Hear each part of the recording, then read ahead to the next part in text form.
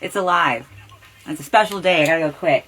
This time I am rushing.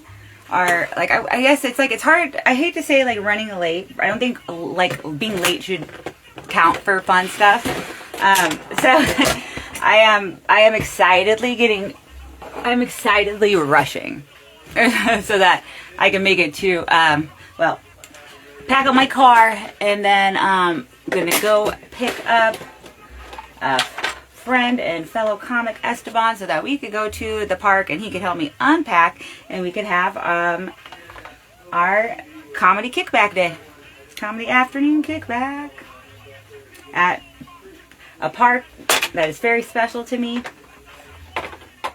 It's the park I grew up by. But because, you know, like, I think life is ridiculous. I do. I resurrect these on YouTube. I don't know if I resurrected yesterday's yet, but I do have it downloaded. I don't know why I'm doing this other than I like it. I'm not sure who's watching it, but if there is, like, I don't have my glasses on and it's so far away. But I love you, and I wish I could see well enough to answer any questions, or like no, and I got waved at. Usually I think it's just my, like, mom checks in on here, and then there'll be like a handful of people that at least click on YouTube. I don't know, I got good words. I got a lot of them, but they are good. Alright, going through the questions that Chat AI made for me to be able to tell my life, because the old verbal autobiography was all from a book, and it was just a lot of opinion splooge. Not too much about my life, but a lot of my opinions on things, and a lot of making me answer questions that I really needed my phone for. So, like, that's a fun thing with live. If it's on live, this is my phone. I can't use it. If I want to use my phone, that's why I have to, like, do a break in between for eyeshadow. Not a problem. Resurrected YouTube, though, is just sparkle in, sparkle out. Puzzle in, puzzle out. Depending on what I used.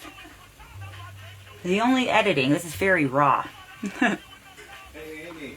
Yeah. What time are you leaving? Like, I should be leaving right now, but I'm not yet. I'm putting on makeup. Oh, that's okay. You take time. I am going to put the ice chest in your trunk, okay? No, I'm going to put everything in the back seat, because I got shit in my trunk already. Okay. That I got to sell. Well, I'll put it in the back seat, but it's a heavy ice chest. I want to make sure I put it in there, you know. Well, I figure we'll scooch it and from one end to the other, and then, like, someone will catch it, and then we'll carry it. Hang on, your mom's crushing cans. I should have more than one person helping to carry, I think, so. Also, I think I know my own strength, and I can't do it alone. I'll just, if you can carry all your stuff, I just wanted to put the ice chest in there. Hell yeah, thank you. I appreciate it. Okay, My trunk is a little full. It might be better in the back seat. I'm not taking nothing else out. I just want to put the ice chest in. Nah, thank you. I appreciate that. Yeah, and I should be leaving in just a moment here. See? You gotta see what's in this ice chest. I'll tell you right now, it's water. Sparkling water, too. Two kinds of water. I personally am not a fan of sparkling water. I sparkle enough. Too much. I'm covered in sparkles. You gotta see them in the sun at the park today. Also, White Claw. I don't know if that's okay to have at the park, but it's like basically water. And then also sodas, which is probably what I'll drink. I think soda is like another name for water. I'm gonna say that. All zero sugar sodas. If you've seen me, you know I almost always have soda. It's almost always zero sugar. I'm sweet. I don't like sparkling water. I'm sparkly. I got enough of sweet and sparkly in me not to need it in my beverages.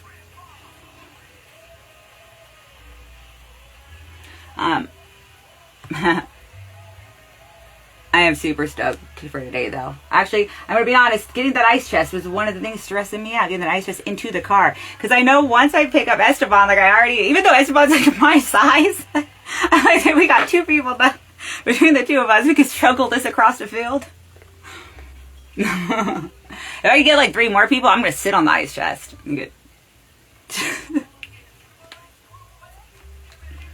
I gotta make sure I remember my bubble gun too, because I had left it at my brother's house last time, and I was like, man, I still have all this bubble soap. They sell the bubble guns at 7-Eleven, the Gatling gun ones, and I do want to go buy like 20 more, but they're $10 each, and I don't have $200 for Gatling bubble guns. Although I think they're the sickest thing of the summer. They were the shit. One of my Gatling bubble guns was the shit price for Dress to Kill, so not a bad price. It is whatever the shit I found, but not always the worst prize. The most interesting prize.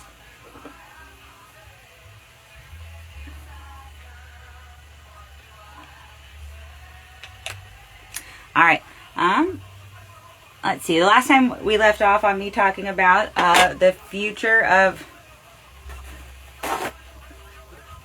Dress to Kill gets naughty Cole, hella pirate. And now this question is, how do you stay motivated during tough times in your career? I don't have a career. I don't have a career.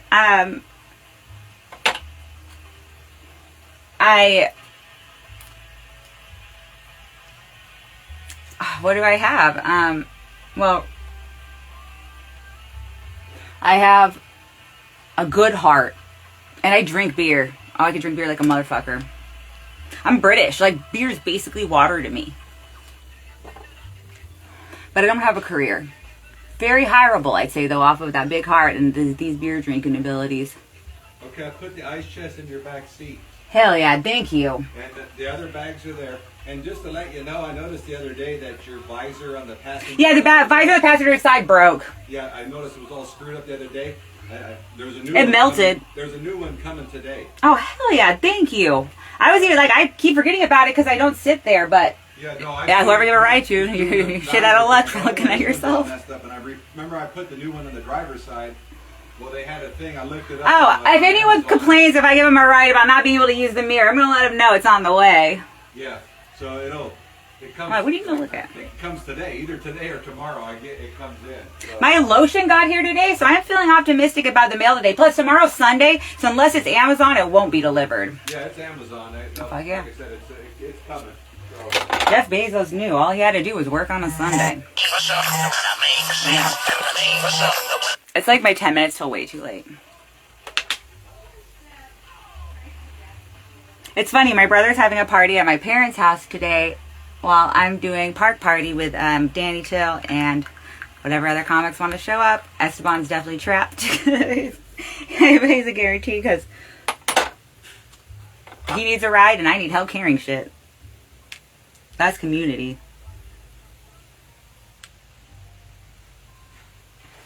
Although you can walk right to my house from Tahoe Park. It'll be a little weird parking there, but oh my god, struggling with, I wouldn't do that to, I don't have a worst enemy. I would say I wouldn't, that's my worst enemy. I would say I wouldn't do that to my best friend. Or my worst enemy if I had one. If I had an enemy, I wouldn't totally realize it. I briefly had an enemy that I never communicated well was my enemy in like middle school and into high school, but I won in high school, so we never really needed to communicate it. I look back and I'm like, bitch, you don't need enemies. Be kind. Enemies enemy themselves eventually. And it's usually better revenge than one can get. Okay.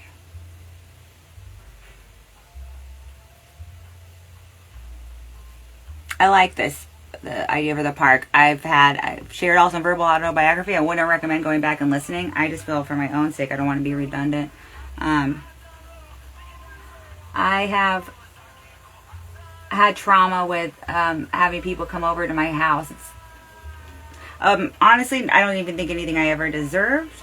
Kind of just a coincidence, and maybe like even a thing like posed for me to overcome. Like sometimes I feel like we get attacked in life in areas that we later will have strengths or things in. So I definitely want to share my house, but in the past I've had some crazy shit. Even in the past, like recently, like that guy that tried to kill me also tried to kill my family. Or at least he was not leaving. It really taught me how little the police can do. Until someone does something, which is really what I was hoping not to happen. I didn't just run from him. He also did come to my house and drive around and send me a shit ton of threatening messages. And I laid on my bathroom floor. I got down on my bathroom floor and just prayed.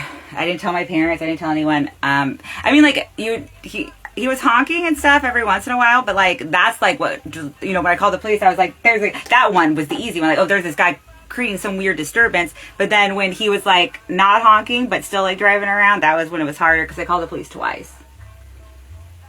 Because I called them and then they went after the fucking car that was honking. And then he was like, "Did you call the police on me, bitch?" And I was like, "Damn it, now he knows I'm a snitch too."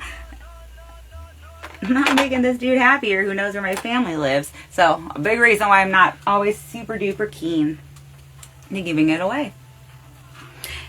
Before that, it was just people breaking bottles, like, in the house and, like, making a mess. But, when kids get drunk.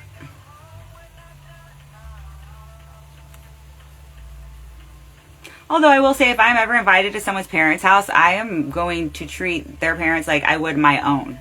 Like, absolute respect. I am a huge fan of, like, guest etiquette, which is, like, you know, kindness. I say a lot of cuss words. I'm probably not perfect in tact or couth, but someone's going to invite me into their home or their home of someone they love, like, I'm going to treat it like I would want to be treated. Oh, shit, I think that's the thing we're supposed to do.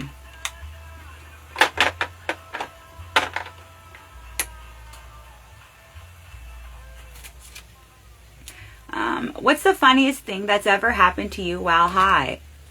Okay, I have this theory, like, okay. Sometimes I feel like, in particular, when I've been hanging out with, like, my lady friends or, like, my mom, so, like, been me and, like, usually maybe one other girl or a couple, and we get high, weird shit will happen. And it's like, when girls get high together, weird shit will happen. Like we'll all have to validate it to each other. Like, okay, are we all seeing, like, this cow standing on hind legs? I don't know. I didn't really see that. Also, because you're high, you could be inflating weird.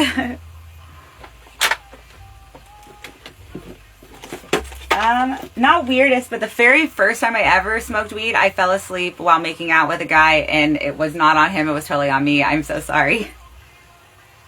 I definitely have said that in verbal autobiography.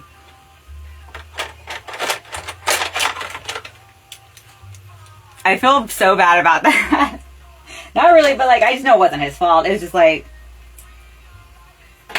I hadn't eaten anything. Like, it was, like, already a really late day. It took us forever to sneak into a house where we could be unsupervised.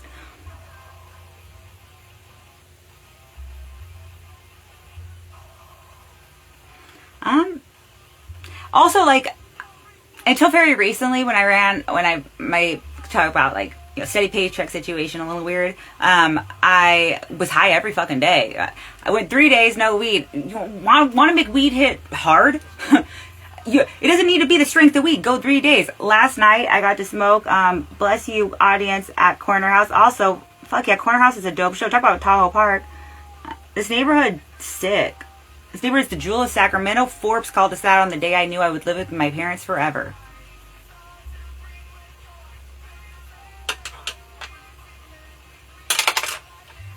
Alright. So it's like anything funny that happened to me, I probably would have been high. When I first started comedy and I would, like, wait forever to smoke and I would go up almost, like, cranky because I wanted to smoke, was not funny. How do you balance your love of drugs with your comedy career? Oh my god. So how I first started to get booked on some of my, not my very first shows. Like, I had Josh Means books, like, very, like, excellent, I would say, notice or at least, like, giver of opportunity for the new comics in Sacramento. So he'd be, like, my first book. And then Lola Camacho putting me in my, like, the barbecue show, that one too. But other than that, like, I would watch Facebook for, and I feel like at this time people would post more on Facebook when they were looking for comics for stuff. That's a little less now. I think everyone has, like, long list of people who to be on shows and stuff. That's one of the stressful things about being a producer, for sure. But, like, there was a show called Comics Be Trippin', and there's a few versions of this show, so it's like, it's not the one that was, I know, I forget, I think Billy Anderson does something like this, but his is, I've never been on that show. That show's sick. I did take tickets for that show, though. I did, like, some of the, like, other things. But Comics Be Trippin' was a show where you basically did drugs and then did jokes. And I was looking for stage time, and I know drugs, so I was like, wow, what a perfect combination. Like, these are already things that, like, what a great way for me to get stage time. And I did get a lot of first bookings off of, like, doing drugs. So, but I learned a trick to it, and I met some of my best friends and, like, favorite comics to see and run into, and even, like, watch their sets as well, doing these shows. Some of the best advice I was ever given. And I've said this for sure on Verbal Autobiography, because I'm almost positive I was asked best comedy advice. Oh, no shit, I was asked best comedy advice, and I said two that really do matter. About, like, not talking shit. Everyone knows everyone more than you realize. You don't know how people's friendships will change. Like, don't talk shit. And, don't, like, ticket sales can be important, but don't forget, like, the show and the reason that you do, like, kind of what you love. Like, if you love your show, even if you have, like, a bad one where you didn't sell a lot of tickets, you'll have one later where you sell more. If you love your show and you have one where you sell out, don't beat yourself up if you don't keep doing that. It fluctuates, as things do. But in these comic shows, the very first one I ever did, I took all the mushrooms that Tom Baum was the guy that did the shows, that he's from Vegas, that he gave me, because I thought that's what I was supposed to do. And I tripped, like, way too hard. I remember there was a point I was like, is any of this real? Like, and then one of my favorite comics of people, Asia May, who does the Mushroom Tavern open mic, although I think that one right now, she's trying to figure out when would be, like, best to do it there, kind of. Told me, take all the drugs he gives you, but you don't have to do all the drugs he gives you. So that's why I was like, okay, I got these ones, I'll do all of, like, because that's the thing. But he didn't, like, he was like, oh, I'm gonna force them down your, no, he was like, all right, here's all the shit. Like, here's all these drugs, and then, like, you go continue with his producing thing. It wasn't like he was watching everyone swallow them. So then after that, like, the next time I did the show, I took, like, less, or I took what I would have, like, chosen to take. Did so fucking good. Because then the audience would be on mushrooms too a lot of the time, which, hell yeah.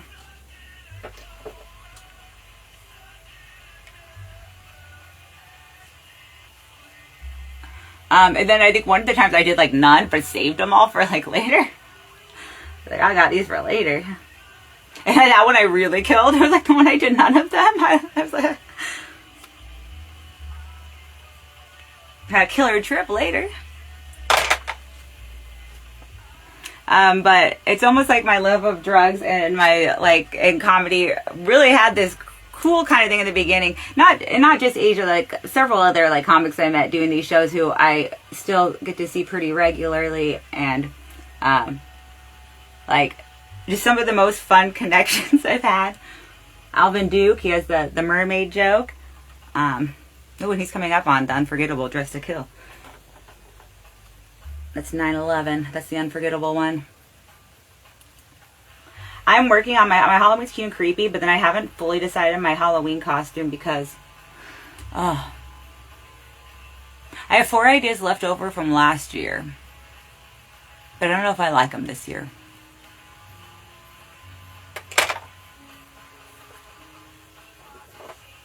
And he tells himself that he is the bomb. What is your favorite strain of weed? I'm a big fan of Blue Dream Classic. I grew up in the time where you just took what weed they were giving you, and you be grateful that they went up a little few on your dime bag. Like it. I want to say I'm a fan of sativa, but at this point, I like weed. I can go 3 days without it. But if someone offers it to me, I'm going to smoke it. And I don't care what strand of weed it is. After 3 days, it's going to hit hard. I could have smoked my dad's weed after 3 days, which is good. It's just, I always get more hungry than I get high. Although, it's like I'm smoking that weed after just smoking massive amounts of, like, vapes and stuff. Oh my gosh. I'm not hoping for weed today, but I'm praying for it.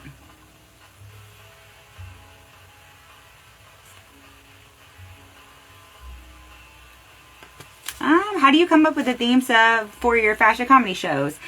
Based on kind of what I want to wear. Usually I'll base the theme off of an outfit that I have in mind. Now, body dysmorphia has completely, like, sometimes worded this. The whole first year of Dress to Kill was just Dress to Kill. I kind of like... July last year was the one time I was like, oh, this dress is like fireworks. So I kind of was like, fireworks. But I wasn't really taking it seriously or putting it on promotional stuff. But... Oh, I'm such a fan of a theme.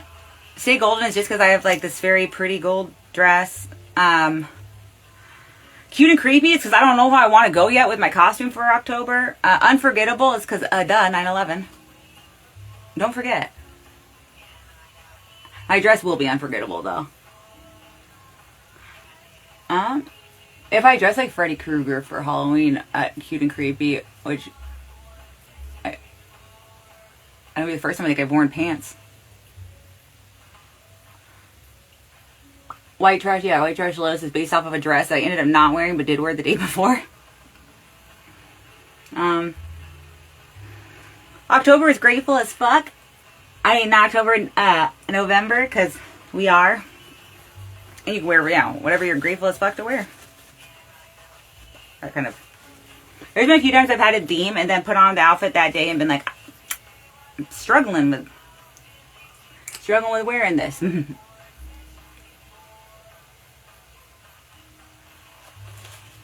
And then Christmas. Oh, so Christmas is stars. I'm changing it, I think, to All Star though because of the Smash Mouth song. All Star. That'll be December. Because last year I dressed like a Christmas angel, and the year before I was holly jolly as fuck, like I was in a snow globe. This year, I think I'm going to dress like a Christmas star.